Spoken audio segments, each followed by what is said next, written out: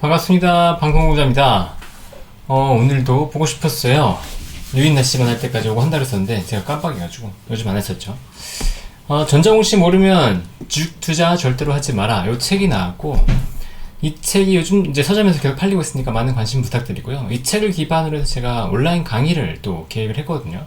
제가 밑에 보면 이제 온라인 강의 관련된 블로그 링크를 드렸어요. 관심 있으신 분들은 저와 같이 이제 북스터디를 하시고 싶으신 분들은 거기서 신청해 주시면 같이 이제 공부해 보실 수 있을 것 같고요.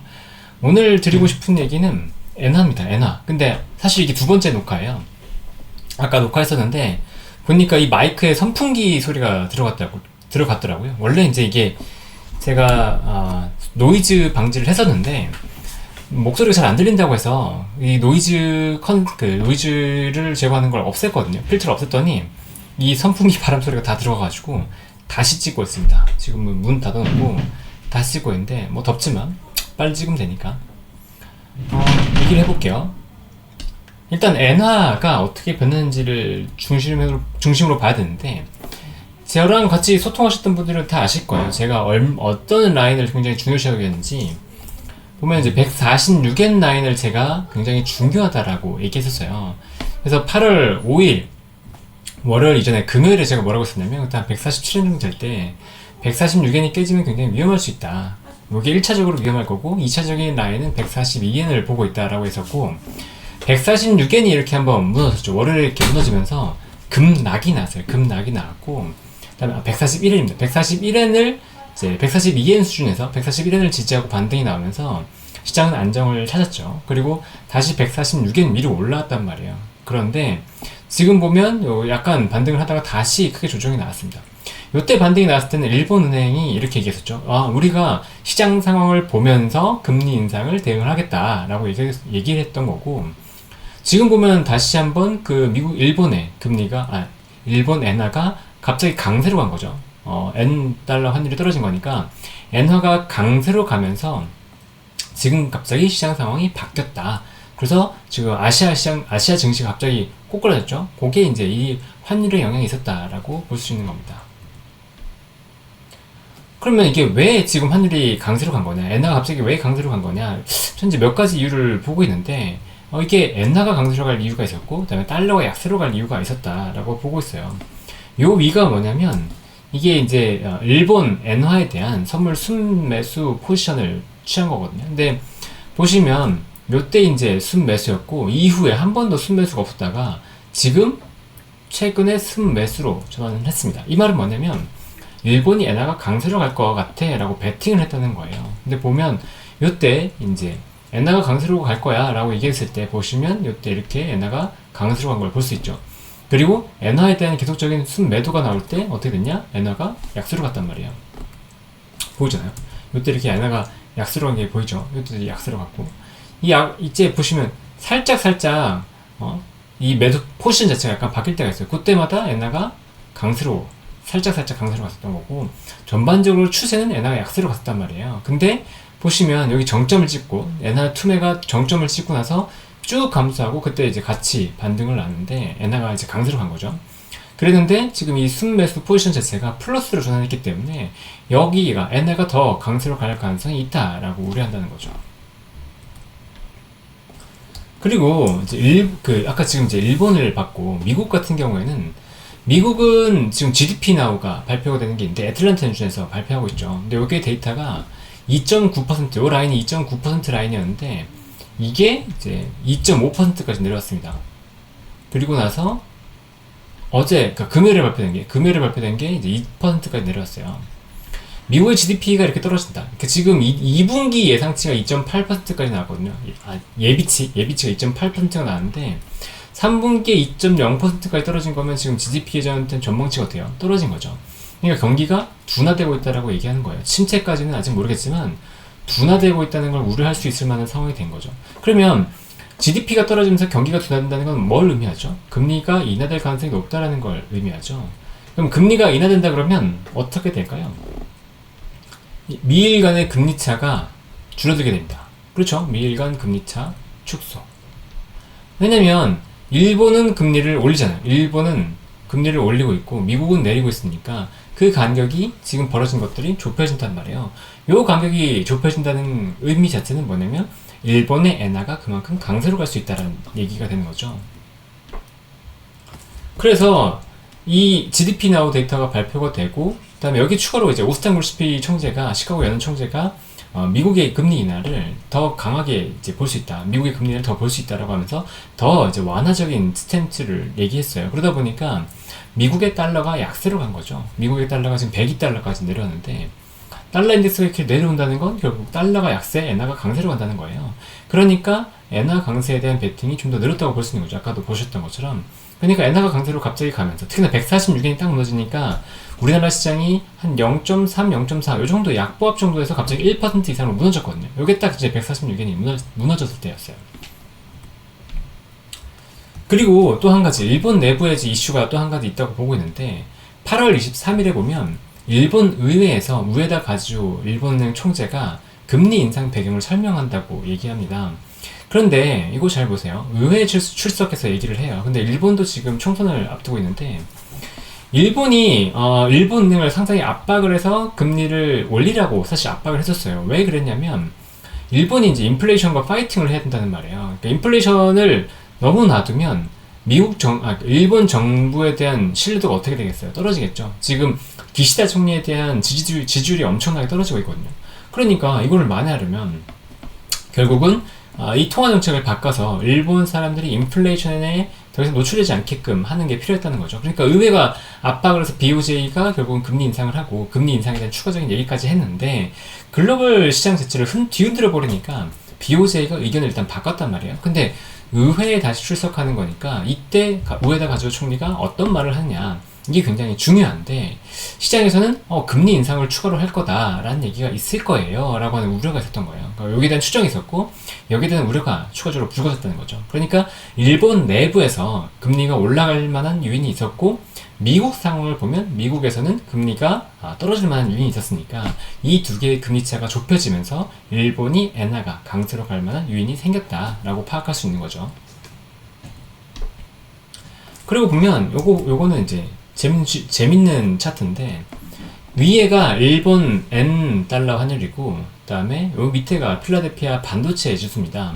그래서 달러가 강세, 그러니까 보면 이렇게 올라가는 게 달러가 강세인 거잖아요.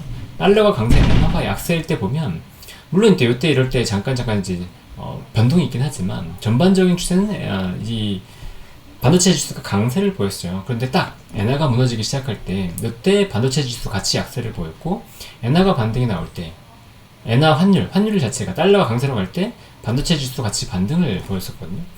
요게 이제 의미하는 게 뭐냐면, 이게 지금 환율 변동이 엔캐리 트레이드 청산이잖아요. 엔캐리 트레이드 청산이기 때문에 요 엔캐리 청산의 충격이 어디서 왔다? 여기가 심했다는 거예요. 반도체 지수가 심했다. 이 말은 뭐냐면 엔캐리 트레이드 자금이 어디로 많이 들어왔다는 얘기겠어요. 반도체로 많이 들어왔었네 라는 게 된다는 거죠. 그러면 이게 지금 추가적으로 다시 엔화가 강세로 가는 방향으로 나왔잖아요. 그러면 반도체가 갈 수 있을까? 지금은 어려울 수 있겠네 라고 판단할 수 있는 거죠. 왜냐면 반도체에서 추가적으로 자금이 빠져나갈 수도 있겠구나 라고 이제 우려할 수도 있는 부분이에요. 그런데 미국 정부 입장에서는 이게 지금 엔화가 계속 이제 강세로 간다 그러면 미국 시장은 약세로 갈 거잖아요. 근데 미국 시장이 약세로 가면, 생각하세요. 미국 시장의 약세는 지금 대선을 앞두고 미국 정부의 부담이죠. 당연히. 그럴 거잖아요. 그러니까 우리나라 같은 경우는 부동산에 대한 비중이 워낙 크니까 부동산을 박살나면 큰일 나지만, 미국 같은 경우는 금융상품에 대한 자금 투자가 굉장히 크고, 특히나 이제 주식시장에 대한 자금이 굉장히 많이 들어가 있단 말이에요. 그러니까 주식시장이 무너지지 않게끔 해야 되는데, 지금 AI 반도체가 무너지면 안 될 거잖아요. 그러니까 일본 엔화가 어느 정도 강세로 가는 것들에 대해서 계속 제어하는 것도 다 이 부분인 거고, 그러니까 스무스하게 내려가게끔 해라라고 이제 미국에서 또 요구하고 있는 거고, 만약에 여기 내려간다 그러면 지금 엔화 강세가 엔화와 지금 반도체가 엮여 있다라고 본다 그러면 요거를 약간 떨어뜨리는 것도 필요하겠죠. 그래서 미국 정부에서는 이 반도체에 대한 부양책, AI 반도체에 대한 부양책이 나올 가능성도 있지 않을까, 확실하기보다는 나올 가능성도 있지 않을까라고 추정이 돼요. 이 고리를 끊어야 되니까. 어쨌거나 이걸 확신하기는 어렵고, 현재 상황만 본다 그러면 엔화가 강세로 갈 때, 엔화가 이렇게 내려가면서 강세로 갈 때는 달러 환율 자체가 반도체가 추가적으로 약세라고 보일 수도 있고, 오늘 밤도 사실은 약세로 갈 가능성이 크거든요. 그렇다 그러면 이제 반도체는 조금 조심해야 할 필요가 있지 않나. 지금 상황에서는 그런 느낌이 좀 들고요. 실제로 우리나라 주식시장에서 보면 전기전자가 2.4% 하락했습니다. 이렇게 뒤에 보시겠지만 삼성전자와 SK하이닉스가 다 하락을 했었고요. 다음에 코스닥에서 보면 이제 일반 전기전자 2차전지죠. 2차전지 관련된 주식들이 굉장히 부진했다 라는 게 보이는 시장이었습니다. 이거 강세 업종을 보면 지금 밸류업 관련된 프로그램이 가장 강했고, 의료 종목이 강했던 건 지금 코로나 곱하기 저희 엠팍스, 그러니까 코로나와 엠팍스 이 두 개가 겹쳐지면서 일부 바이오와 의료 종목 쪽, 이 의료 종목 쪽에서는 지금 SD 바이오파마가 있거든요. 여기가 이제 원래 지난번 코로나 때 시젠과 함께 급등했던 종목 중에 하나이기 때문에 그래서 강세를 보였다고 보시면 좋을 것 같아요. 아까 말씀드렸던 것처럼 삼성전자가 2.37% 하락했고 SK하이닉스 2.9% 빠졌죠. 그리고 코스피에서도 보면 2차전지 LG에너지솔루션과 삼성 SDI, 포스코 퓨처엠이 모두 하락하는 모습이 나왔습니다. 그러니까 금요일에 또 강세를 보였던 자동차 쪽 빠졌고요. 여기 보시면 밸류업 관련된 주식들이 대부분 강세를 보인 것도 확인할 수 있습니다. 코스닥에서 보면 2차전지가 굉장히 안 좋았어요. 에코프로 BM 5%, 에코프로가 4%대 빠졌고, 다음에 2차전지 말고 이제 바이오 쪽에서도 보면 삼천당 제약이 좀 하락을 했습니다. 셀트론 제약도 합병 무산에 대한 우려 때문인지 4% 이상 하락을 했고요. 다음에 반도체 쪽에서도 보면 리나공업 하락을 했고, 이오테크닉스, 솔브레인, 다음에 테크윙 대부분 좀 하락하는 모습이죠. 급락까지는 아니었는데 조정이 나왔어요. 근데 만약 오늘 밤에 미국 시장에서 좀 조정이 나온다, 엔화 강세로 인해서, 그러면 추가적으로 반도체 쪽은 좀 조정을 받을 수도 있지 않을까라는 우려가 듭니다. 차트를 보면 더 명확한데, 이 차트가 이제 예전에 제가 이때까지만 하더라도 91선을 더 중요시 봤어요. 여기 91선이 굉장히 중요할 거라고 봤었는데, 이 라인을 지나가고 나서 한번 이제 파동이 바뀌었을 때는 121선이 훨씬 더 중요해졌습니다. 보시면 121선 지지했고, 121선 지지했고, 121선 지지 못하고 망가졌죠. 요게 딱 보인다는 거죠. 그래서 121선이 지금 훨씬 더 코스피에서는 중요한 라인이 됐고, 보면 121선 딱 앞두고서 무너졌잖아요. 근데 요게 아마 단기간에 회복하지 못할 가능성이 더 커 보여요. 특히나 지금 보시면 엔나가 저렇게 강세로 가면서 지금 반도체 쪽에도 부진한 모습이 나오기 때문에 전자와 닉스가 다르지 못한다 그러면 지수는 여기서 버티지 못할 가능성이 있다. 무너질 수도 있겠고, 아니면 여기서 버티면서 이렇게 그냥 횡보할 수도 있겠는데, 어쨌거나 121선 라인 자체가 추세가 꺾이면서 이렇게 조금 내려가는 그런 흐름이 나오지 않을까 싶어요. 그래서 지금은 코스피를 너무 강하게 볼 거는 아닌 것 같고, 또 시장 전체적으로 봤을 때 제가 9월에 금리 인하가 있다 그러면, 9월 이제 중순에 있죠. 9월 말 9월에 금리 인하가 들어간다 그러면 그 이후의 시장에 대해서 약간 좀 부정적으로 볼 수 있어요. 그래서 9월 금리 인하가 제가 된다고 제가 말하고 있고, 9월 금리 인하가 된다 그러면 그 이후에 시장이 추가적으로 빠질 가능성이 오히려 있다 라고 얘기를 드리고 있거든요. 그래서 요것도 같이 이제 생각을 해서 이제는 현금 비중을 오히려 좀 늘리는 게 맞지 않나, 이런 생각이 좀 듭니다. 그리고 좀 최근에 좀 특이한 동향이 있죠. 원래는 원달러 환율과 원달러 환율과 코스피 동향이 원래 역계 상관관계를 보여요. 그래서 환율이 올라가면 코스피는 빠지고 이렇게 되죠. 원화 약세는 코스피 하락, 그다음에 원화 강세, 이렇게 원화 강세는 이제 코스피 상승, 이런 흐름이 나오는데, 지금 보면은 반대라는 거죠. 최근에 이제 완전히 엇갈렸는데, 요때도 엇갈렸었고, 지금도 엇갈렸고, 요것도 엇갈리고, 이런 모습인데, 이것도 엔캐리와 결국 연관이 좀 있는 것 같아요. 요런 국면 같은 경우는. 근데 요때 보시면 정확하게 이제 환율이 강세로 갈 때 빠져버렸죠. 요건 이제 엔캐리 트레지 청산 영향으로 엔화가 강세로 갈 때 원화가 동반 강세를 보이는, 그럴 때 이제 국면이라는 거고, 지금도 마찬가지로 원화가 강세로 갔지만 코스피가 쫙 밀려버렸죠. 요 자체가 엔캐리 트레지 청산에 같이 이제 묶여 있는 거기 때문에 지금은 원화 강세가 무조건 코스피 강세로 간다라고 얘기할 수가 없어요. 그리고 환율 자체가 지금 우리나라 시장에 그렇게 크게 영향을 주는 상황은, 그러니까 환율의 강세가 우리나라 시장에 영향을 주는, 긍정적인 영향을 주는 상황은 아니라고 보고 있고, 결국은 엔화의 환율이 지금 훨씬 더 중요하다라고 판단합니다. 그러면 일본은행이 대체 언제까지 얼마나 더 금리를 올릴 수 있을 것인가, 그와 또 굉장히 중요한 관건이 될 거잖아요. 이게 뭐냐면 일본이 매년 국채를 발행하는 규모입니다. 봤을 때 2000년 이전만 하더라도 별로 크지 않았어요. 뭐 76조 엔 정도 느낌이었는데, 이게 금융위기가 지나고 나서, 이때는 이제 아시아 외환위기였고, 금융위기가 지나고 나서 본격적으로 이제 국채 발행이 늘어나기 시작합니다. 그래서 2015년부터 19년까지만 하더라도 이제 150조 엔 정도 발행을 했었고, 그다음에 코로나가 지나가면서 이제 200조 엔대로 올라갔죠. 올해는 조금 줄긴 했어요. 182조 엔 정도 되고 있고. 근데 평균적으로 보면 다 2000조 엔 정도는 발행한다. 연간으로 이렇게 볼 수 있는 건데, 200조 엔. 200조 엔이면 우리나라 돈으로 한 1800조 원 정도 됩니다. 1800조 원. 그리고 일본의 GDP가 지금 얼마냐? GDP가 지금 한 5천조 원 좀 넘어요. 5천조 원 좀 넘는 규모인데, 그러면 이 1800조 원에 대해서 1%까지 올린다고 하면 연간 금리, 이자 비용 부담이 18조 원까지 늘어나는 거죠. 지금 0.25%인데, 원래 이제 제로였잖아요. 0.25였고, 원래는 마이너스까지 갔다가 지금 제로였기 때문에, 이게 이제 1%까지 올라가면 18조 원 정도 늘어나는 거예요. 근데 이게 3년이 쌓인다고 생각하세요. 3년이 쌓이면 54조 원 규모의 이자가 나오게 됩니다. 그러면 54조 원이면 지금 GDP의 거의 1% 정도 돼요. 3% 정도, 3년이 유지가 된다 그러면 GDP의 1%가 날아가 버린다고요, 그냥. 근데 지금 일본의 GDP가 한 2%대 초반, 중반 이렇게 나오고 있죠. 그런데 1%가 날아간다는 건 일본의 경기가 점점점 안 좋아진다는 얘기가 돼버릴 거잖아요. 그럼 일본의 경기가 충격이 되면, 그럼 여기서 추가적으로 일본이 금리를 올릴 수 있을 만큼의 체력이 되냐, 인플레이션이 더 올라갈 거냐, 그렇게 보이지는 않는다는 거예요. 그러니까 저는 맥스가 이제 1% 정도가 되지 않을까, 여기서 더 올리는 건 쉽지 않다라고 판단이 되긴 하는데, 요건 좀 상황을 좀 봐야 될 것 같아요. 그리고 제가 예전에 한번 영상을 올렸던 게 있었거든요. 재작년에 일본이 왜 금리를 못 올리는가에 대한 영상이 있었는데, 그때 제가 오류가 하나 있었어요. 오류가 뭐였냐면, 일본이 지금 막대한 국채를 발행했기 때문에 여기서 금리를 올리면 그 국채에 대해서 전부 다 이자가 발생해서 뭐 GDP 대비해서 엄청난 부담이 될 거다라고 했었는데, 실제로 그건 아니죠. 그렇게는 좀 제가 잘못 봤던 거였고, 실제로는 그렇게까지 이제 신규 발행되는 국채만 이자율이 높은 이자율이 적용되니까 기존 국채에 대해서까지 제가 얘기할 건 아니었다, 이렇게 판단이 되고, 지금 보면 이제 신규 국채, 그러니까 차환 발행도 굉장히 중요했기 때문에 차환 발행 규모도 앞으로 좀 체크해 봐야 되는데,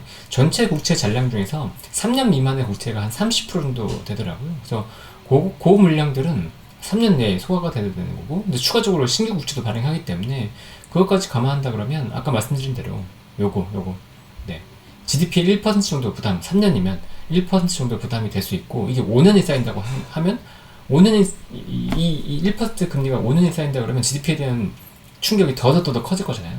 10년이라고 하면, 아까 3년이 1%라고 했는데, 이게 뭐 9년이라고 그러면 3%만큼의 충격이 있으니까, 여기 금리를 추가적으로 강하게 올리기는 쉽지 않은 상황이라는 거죠. 그럼 우리나라 시장으로 봤을 때, 우리나라 시장은 지금, 제가 지난주에 제 얘기를 계속 들으셨던 분은 알겠지만, 5주 연속 하락을 한 이후에 반등이 나올 가능성이 있다라고 얘기했었고, 실제로 진짜 반등이 나왔죠. 4.2% 상승이 나왔고, 거래대금은 이제 9.1조 원, 9조 1,500억 정도 되기 때문에 거래대금이 회복이 안 되고 있어요. 지금 일평균 거래대금이 급감한 게 보이시죠? 이게 반등한 시장에서 나온 거래대금이기 때문에 시장이 아직 불안정해요.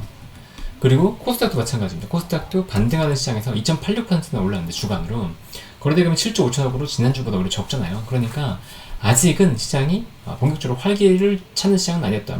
마침 이제 또 코스피가 121선을 맞고 내려갔잖아요. 그러니까 시장이 활기를 찾는 시장은 아니다라고 보고 있고, 하락하는 그림에서 보면 오늘 0.85% 하락했죠, 코스피가. 근데 거래대금이 9조 원으로 감소했잖아요. 지난주 금요일에 11조 원이었는데, 그리고 오늘 코스닥도 이제 1.13% 빠졌는데 7.5조 원 정도가, 그러니까 7.5조 원 거래대금이 나왔기 때문에 전반적으로 거래대금이 활기가 없어요. 거래대금이 활기가 없다는 건 시장의 참여자들이 뭐 시장을 약간 소극적으로 본다, 이렇게 보고 있다는 거죠. 그러니까 시장이 본격적으로 막 상승할 거다, 지금 이제 이렇게 보기는 쉽지 않은 상황이고요. 또 이제 두 가지를 제가 이제 얘기 드리고 있었죠. 그러니까 총 세 가지였는데, 그 다음에 미국 경기 침체, 미국의 침체, 그 다음에 중동위기, 요 세 가지를 얘기 드렸었고, 지금 라인은 146엔을 잡았었고, 146엔을 빠지면서 시장이 무너지는 거 보시죠. 그러니까 146엔은 굉장히 중요한 라인이다라는 걸 다시 한번 확인시켜드렸고, 그 다음에 미국의 침체 같은 경우에는 이제 3.9% 라인을 원래 말씀드렸는데, 요거 라인을 낮췄어요. 3.8%로. 왜냐면, 미국의 인플레이션 자체가 내려왔기 때문에, 인플레이션이 내려오는 거에 따른 이제 미국채 금리 하락이 있었거든요. 그러니까 지금 라인이, 경기 침체에 대한 우려 라인은 3.8%로 보고 대응하시면 될 것 같고, 만약에 3.8% 밑으로 쭉 갈 것 같다 그러면 시장에서 비중을 확 줄였어요. 마찬가지로 146엔 밑으로 확 갈 것 같다 그러면 이제 비중을, 현금을 늘려놓으시는 게 좋습니다. 마지막으로 이제 그 중동 이슈인데, 중동 이슈를 보면 80달러, 요 80달러를 넘어가는 게 굉장히 중요하다고 봐요. 근데 지금 보면 살짝 반등이 났다가 80달러 밑으로 해서 다시 내려왔죠. 지금은 이제 중동에 대한 위기감이 그렇게 높지 않다라고 보고 있고, 지금 또 보면 이란이 이제 하마스와 가자지구와 이제 이스라엘의 휴전 협상을 지켜보면서 지금 이스라엘에 대한 공격을 멈추고 있죠. 그러니까 중동 위기가 좀 가라앉은 상태인데, 요것도 언제든지 이란이 공격할 수 있기 때문에, 또 이스라엘이 저기 레바논을 계속 공격하고 있잖아요. 그렇기 때문에 언제든지 좀 위기가 커질 수 있다, 이렇게 보시고 이 유가가 어떻게 변동되는지 좀 보시면서 대응하시면 좋을 것 같습니다.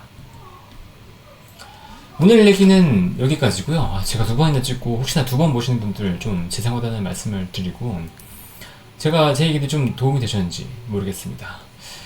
우리는 분명 내일 더 행복해질 거라고 믿고요. 같이 열심히 해보면 좋겠습니다. 감사합니다.